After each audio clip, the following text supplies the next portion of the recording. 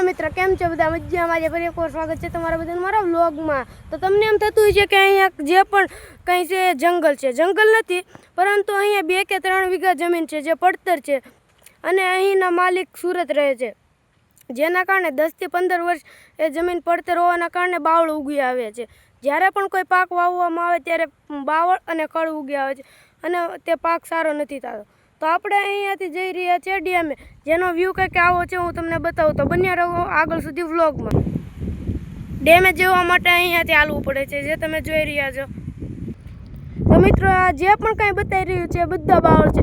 હમણાં જ મહિના દિવસ પહેલાં બાવળ કાપવામાં આવ્યા, તો પણ તમે જોઈ રહ્યા છો કેટલા મોટા થઈ ગયા છે કોળીને.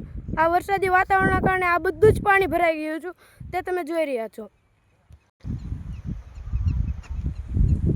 મિત્રો, આમાં બધામાં પાણી જ ભરાઈ ગયેલું હતું. 2 કે 3 દિવસ પાણી ભરાઈ રહેલું હતું, જે તમે જોઈ રહ્યા છો તેની અસર.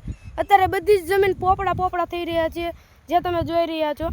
બધી જ જમીન પોપડો થઈ ગઈ છે.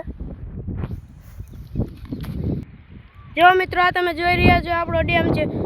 ડેમનો વ્યૂ કંઈક આવી તરહનો છે, જે તમે જોઈ રહ્યા છો. મિત્રો, આ તમે બાવળ જોઈ રહ્યા છો, 20 કે 30 વર્ષ જૂના છે. આ ડેમની બાજુમાં જ છે.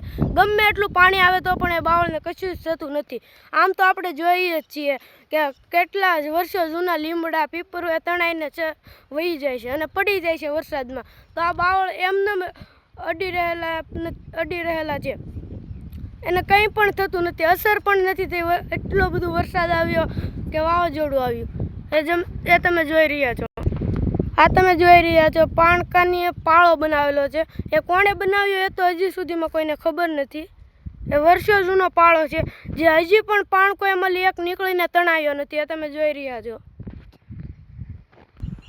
તો મિત્રો, તમારા ગામમાં પણ કંઈ જૂની વસ્તુ હોય કે કંઈ હોય વર્ષો જૂનું, તો તમે કોમેન્ટ કરીને જરાક જણાવજો. જો તમને વિડીયો પસંદ આવ્યો હોય તો લાઈક કરતા જજો, શેર કરતા રહેજો અને સબસ્ક્રાઈબ કરજો.